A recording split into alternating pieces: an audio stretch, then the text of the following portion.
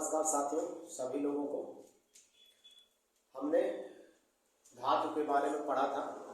धातु क्या होते हैं, धातु के सब प्रॉपर्टी के बारे में अध्ययन किया था और धातुओं के जो महत्वपूर्ण धातुएं थी उन सब महत्वपूर्ण धातुओं के बारे में हमने बात किया था।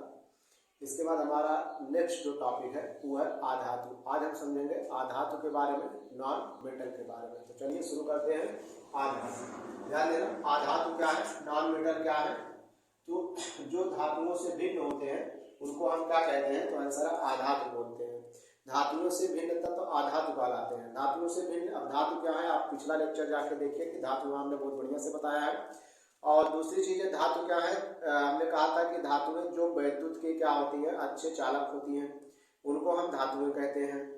और जो वैद्युत या उष्मा के सुचालक होती हैं या अच्छे चालक होते हैं उनको धातु कहलाते हैं। और जो वैद्युत या उष्मा के अच्छे चालक नहीं है उनको हम आधातु कहेंगे, यानी कि जो धातु से भिन्न है उनको क्या बोला जाएगा, आधातु बोला जाएगा। अभी तक आधातुओं की संख्या कितना है, तो कुल 27 आधातु अभी तक खोजे गए हैं। अभी तक टोटल आधातुओं की संख्या कितनी खोजी गई है, आंसर है 27। कभी कोई पेपर में पूछ लेता आधातुओं की संख्या कितनी है, आंसर है 27 है, 27 है। इसमें से कुछ आवर्त सारणी में दिए गए हैं, कुछ आवर्त सारणी में नहीं दिए गए हैं। तो अभी तक आधातुओं की संख्या जो है वो कितनी है, 27 है। इसमें 11 गैसें हैं, 15 ठोस है। इन 27 में 11 के क्या है, गैस है, 15 ठोस है और एक क्या है, ब्रोमीन है, यानी कि एक द्रव है। और वो द्रव कौन सा है, आंसर है ब्रोमीन। ब्रोमीन एक अकेला ऐसा धातु है जो किस अवस्था में पाया जाता है, द्रव अवस्था में पाया जाता है। तो पूछेगा बताइए कौन सा ऐसा धातु है जो आपका जो द्रव अवस्था में पाया जाता है, आंसर है ब्रोमीन। आपसे पूछेगा बताइए कौन सा धातु है जो द्रव अवस्था में पाया जाता है, आंसर है आपका जो है मरकरी। जो नॉर्मल टेम्परेचर पे किस में पाया जाता है, द्रव अवस्था में, ये धातु है। और आप पीछे में बताया था, और ये क्या है, आधातु है। और 11 जो आधातु है वो गैस अवस्था में। कौन 11 आधातु गैस अवस्था में है, तो नाइट्रोजन है, ऑक्सीजन है, फ्लोरीन है, क्लोरीन है। और जो शून्य ग्रुप के तत्व है, शून्य ग्रुप में कौन है, हीलियम है, नियान है, आर्गन है, क्रिप्टॉन है, जेनान है, रेडान है। कैसे हो गया, 1 2 3 4 5 6 7 8 9 10, 10 हो गया। एक बचा हाइड्रोजन, हाइड्रोजन है। ये जो आपके सामने लिखे गए हैं 11 क्या है, तो आंसर है 11 गैस है। और ये सब गैसें क्या है, आधातु है। ये गैसीय स्थिति में देखने को मिलते हैं। दूसरी चीज इसमें से एक क्या है, ब्रोमीन आपका द्रव है। बाकी जो बच जा रहे हैं वो सब क्या होंगे, ठोस होंगे। तो आपके पेपर में पूछेगा बताइए निम्न में से कौन सी आधातु ठोस अवस्था में पाई जाती है। तो अगर इसमें से नहीं है, ब्रोमीन नहीं है, तो बाकी वो किसमें आ जाएंगे, तो आंसर है ठोस अवस्था में आ जाएंगे। तो 11 गैस है, जो 11 गैसों के नाम आपके सामने लिखा गया है, nitrogen, oxygen, fluorine, chlorine, helium, neon, argon, krypton, xenon, radon और एक हाइड्रोजन है। और एक द्रव अवस्था में पाया जाता है जो क्या है, ब्रोमीन है। अब हम समझेंगे कुछ महत्वपूर्ण धातुओं के बारे में। जैसे हमने पीछे धातु समझा था, धातुओं से कुछ महत्वपूर्ण धातुओं के बारे में बात किया, वैसे हम बात करेंगे कुछ महत्वपूर्ण आधातु। और महत्वपूर्ण इसमें जो हम सबसे पहला पढ़ेंगे वो क्या पढ़ेंगे, हाइड्रोजन। हाइड्रोजन का परमाणु क्रमांक कितना होता है, 1, और परमाणु भार कितना होता है, 1H1 कहते हैं। हाइड्रोजन एक गैसीय आधातु है। कैसा है, गैसीय आधातु। अभी यहाँ हमने बात किया कि गैस है। न्यूट्रॉन का अभाव होता है। न्यूट्रॉन का अभाव कैसे, क्योंकि 1H1 है तो 1 - 1 = 0। तो परमाणु क्रमांक में द्रव्यमान संख्या में से परमाणु क्रमांक घटा देते हैं तो क्या आता है, न्यूट्रॉनों की संख्या आता है। तो 1 में से 1 घटाओ तो 0 आएगा, यानी कि न्यूट्रॉन नहीं पाया जाता है, जो नॉर्मल हाइड्रोजन होता है। सूर्य में सर्वाधिक मात्रा में पाया जाता है। लगभग 71% क्या होता है, सूर्य में हाइड्रोजन होता है। और 27% क्या होता है, तो इस तरह हीलियम होता है। लगभग 71% हाइड्रोजन पाया जाता है और 27% क्या पाया जाता है, हीलियम पाया जाता है। पूरे अगर पूछा जाए पूरे ब्रह्मांड में सबसे ज्यादा मात्रा में कौन सा तत्व पाया जाता है, कौन सा तत्व पाया जाता है, तो आंसर हाइड्रोजन है। अगर पूछा जाए पृथ्वी में कौन सा तत्व सबसे ज्यादा मात्रा में पाया जाता है, तो आंसर है कौन सा तत्व सबसे ज्यादा मात्रा में पाया जाता है, आंसर है ऑक्सीजन है।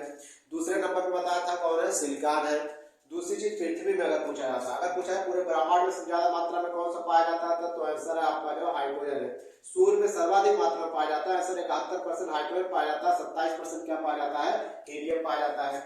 हाइड्रोजन और H2 को क्या कहते हैं, भविष्य का ईंधन कहते हैं। मतलब सेलों में जो सेल यूज हो रहा, आप जानते हो जो आपका जो है आंतरिक यात्री होते हैं वो वाटर बनाने के लिए, पानी बनाने के लिए हाइड्रोजन ईंधन सेल का यूज करते हैं। पूछा जाता है हाइड्रोजन ईंधन सेल का यूज कौन करता है, तो अंतरिक्ष यात्री जो है पानी बनाने के लिए आपका जो है हाइड्रोजन ईंधन सेल यूज करते हैं। तो भविष्य का ईंधन किसको कहा जा रहा है, भविष्य में आने वाले समय में जो ईंधन यूज होंगे वो क्या होंगे, आंसर हाइड्रोजन के ईंधन यूज होंगे। अगले चीज है रसायन विज्ञान का आवारा तत्व कहा जाता है। ध्यान समझना, ये रसायन विज्ञान का आवारा तत्व क्यों आवारा तत्व है, क्योंकि हाइड्रोजन आप देखोगे दो तत्वों से दो ग्रुप से समानता प्रदर्शित करता है। कौन कौन ग्रुप होते हैं, तो एक होता अलीना ने की रब से फरियाद, फर्स्ट ए ग्रुप, इसको क्या बोलते हैं आपका फर्स्ट ए, इसी को बोलते हैं क्या, क्षार धातु। पिछले चरण में बात किया था, इसी को क्षार धातु बोला जाता है इस ग्रुप के तत्वों को। आप देखिए इसको यहाँ भी है, और 21 ग्रुप से हाइड्रोजन FClBri को क्या कहते हैं, हाइड्रोजन कहते हैं। तो हाइड्रोजन इन क्षार धातुओं तो समानता रखता ही है, हाइड्रोजन आपका जो है FCl से भी समानता रखता है, यानी कि आप हाइड्रोजन को इस ग्रुप के साथ भी रख सकते हो, इस ग्रुप के साथ रख सकते हो। तो अवस्था में इधर उधर दौड़ता रहता है, इसीलिए आपका जो है इसको कहा जाता है रसायन विज्ञान का आवारा तत्व कहा जाता है, जिधर मर्जी इधर मूव करता है। दूसरी चीजें कुछ नोट पॉइंट है, याद रखिएगा। CO और H2 का मिश्रण जो होता है इसको जल गैस कहा जाता है।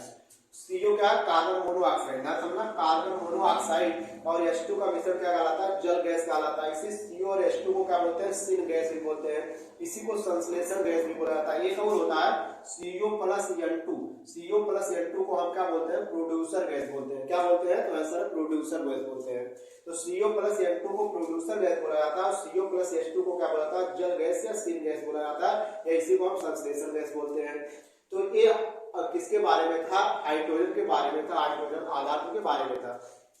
इसके बाद हाइड्रोजन के समस्थानी, हाइड्रोजन कितने समस्थानी दिखाता है, 3 समस्थानी दिखाता है। कौन कौन, प्रोटियम दिखाता है और ड्यूटेरियम दिखाता है दूसरा, और तीसरा क्या होता है, ट्राइटेरियम। तो हाइड्रोजन के 3 समस्थानिक होते हैं, प्रोटियम, ड्यूटेरियम, ट्राइटेरियम। कौन, प्रोटियम, ड्यूटेरियम, ट्राइटेरियम। प्रोटियम क्या होता है, 1H1, जिसका परमाणु क्रमांक 1 हो, जिसका परमाणु भार भी कितना हो, 1 हो। तो अब प्रोटियम में पूछा है न्यूट्रॉनों की संख्या कितना, तो 1 - 1, यानी कि न्यूट्रॉन कितने हैं, 0 है।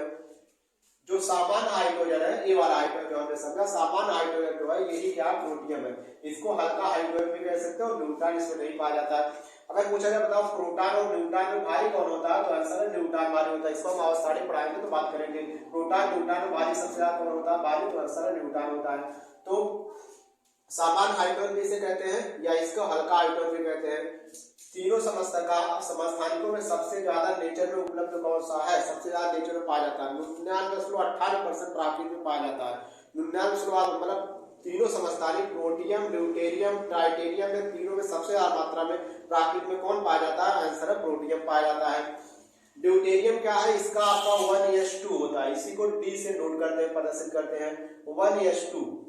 अगर पूछा जाए इसमें बताओ न्यूट्रॉन कितना है, तो 2 - 1, न्यूट्रॉन 2 - 1 यानी कि कितना हो जाएगा, 1। न्यूट्रॉनों की संख्या कितना है, 1। द्रव्यमान संख्या 2 और परमाणु क्रमांक 1, न्यूट्रॉन 1।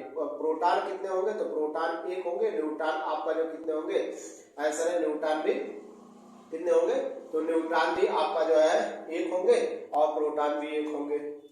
दूसरी चीज, इसे भारी हाइड्रोजन भी कहते हैं। क्या कहते हैं, इसी को भारी हाइड्रोजन भी कहा जाता है। तो पूछा जाता है बताओ निम्न तीनों में से आपका जो है हाइड्रोजन, भारी हाइड्रोजन किसे कहा जाता है, तो आंसर भारी हाइड्रोजन किसे कहा जाता है, तो आंसर है ड्यूटेरियम को कहा जाता है, 1H2 को कहा जाता है।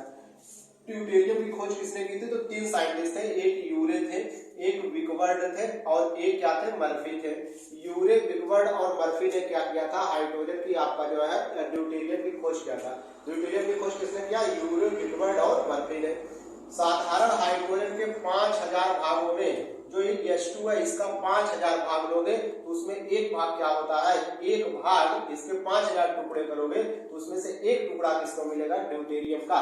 यानी कि साधारण H2 के, साधारण हाइड्रोजन के 5000 भागों में एक भाग किसका होता है, आंसर है ड्यूटेरियम का होता है। एक चीज भूला है, इसी को ट्रेसर तत्व भी कहा जाता है। तो पूछा जाएगा बताओ ट्रेसर तत्व किसे कहते हैं, तो आंसर है ड्यूटेरियम कहते हैं। क्योंकि रासायनिक अभिक्रियाओं को कहीं पर रासायनिक अभिक्रिया हो रही है तो कहाँ कौन सी घटना घट रही है, इसको पता लगाने के लिए ड्यूटेरियम यूज होता है, इसी तरह इसको क्या कहते हैं, ट्रेसर तत्व भी कहते हैं। तो फिर से ड्यूटेरियम का संकेत 1s2 होता है, डी से प्रेजेंट करते हैं, इसे भारी हाइड्रोजन कहते हैं। खोज किसने किया था? यूरे, विटवर्ड और मर्फी ने किया था। साधारण हाइड्रोजन के 5000 भागों में एक भाग किसका होता है? आंसर है ड्यूटेरियम का होता है। ट्राइटेनियम क्या? ट्राइटेनियम का संकेत 1s3 होता है। अगर पूछा है न्यूट्रॉनों की संख्या क्या है, तो न्यूट्रॉनों की संख्या 3-1, 3-1 यानी कितना हो जाएगा? 2। न्यूट्रॉन कितने पाए जाएंगे इसमें? 2 न्यूट्रॉन पाए जाएंगे। ट्राइटेनियम रेडियोधर्मी व अस्थायी तत्व होता है, ध्यान देना, अस्थायी समस्थानिक है। पूछा जाएगा हाइड्रोजन के तीनों समस्थानिकों में से बताइए कि कौन सा समस्थानिक रेडियोधर्मी होता है या अस्थायी होता है? आंसर है ट्राइटेनियम 1s3। तो ट्राइटेनियम जो होता है अस्थायी क्या होता है? समस्थानिक होता है, अस्थायी होता है और रेडियोधर्मी समस्थानिक होता है। बताया था रेडियोधर्मी क्या होते हैं? रेडियो एक्टिव हमें पता बताया था धातु में जो अपने से अल्फा बीटा गामा किरणें रिलीज होते रहते हैं, करते रहते हैं और कुछ समय में क्षय होते रहते हैं। क्षय होने का मतलब खत्म होते रहते हैं। ऐसे को हम रेडियोधर्मी बोलते हैं। तो ट्राइटेनियम जो है रेडियोधर्मी अस्थायी समस्थानिक होता है। इस ट्राइटेनियम की जो अर्धायु होता है, हाफ लाइफ 12.33 वर्ष होता है, यानी कि 12 वर्ष में 12.4 कभी किसी किताब में लिखा रहता है, तो 12.33 वर्ष में ट्राइटेनियम जो होता है इसका हाफ लाइफ होता है, अर्धायु। अर्धायु का मतलब वो ये होता है कोई पदार्थ कितने समय में अपनी पूरी मात्रा का आधा रह जाएगा, वही उसकी अर्धायु कहलाती है। जैसे मान लीजिए कोई चीज आपके पास 100 ग्राम है, कोई चीज आपके पास कितना है? कोई चीज आपके पास 100 ग्राम है, तो इस 100 ग्राम कितने टाइम में घट कर कितना हो जाएगा? 50 ग्राम हो जाएगा, आधा हो जाएगा, वही उसका क्या कहलाता है? अर्धायु कहलाता है। तो टाइटेनियम की अर्धायु कितना होता है? 12.3 वर्ष होता है। इसमें प्रोटॉन कितने होते हैं? 1 होते हैं। न्यूट्रॉन कितने होते हैं? 2 होते हैं, हमने बात कर लिया। दूसरा चीज, यह बीटा किरणें उत्सर्जित करता है। इन नीट में आया हुआ, तो अगली बार क्वेश्चन जो पिछला नीट हुआ उसे पूछा गया था, बताइए कि आपका जो है निम्नलिखित में से कौन सा हाइड्रोजन का समस्थानिक बीटा किरणें उत्सर्जित करता है, बीटा किरणें रिलीज करता है? तो आंसर है वो क्या है? टाइटेनियम है। टाइटेनियम क्या उत्सर्जित करता है? आंसर है बीटा किरणें उत्सर्जित करता है। तो ये हमने समझा हाइड्रोजन के 3 समस्थानिक और इसमें से कौन बीटा किरणें उत्सर्जित करता है हाइड्रोजन में? तो आंसर है टाइटेनियम। बहुत इंपॉर्टेंट पॉइंट है, याद रखना कि टाइटेनियम क्या उत्सर्जित करता है? बीटा उत्सर्जक है, बीटा किरणें उत्सर्जित करता है। तो ये हाइड्रोजन आधातु के बारे में था, इसका फिजिकल प्रॉपर्टी और जो केमिकल प्रॉपर्टी है इसको हम पढ़ेंगे नेक्स्ट वीडियो में। तब तक के लिए धन्यवाद।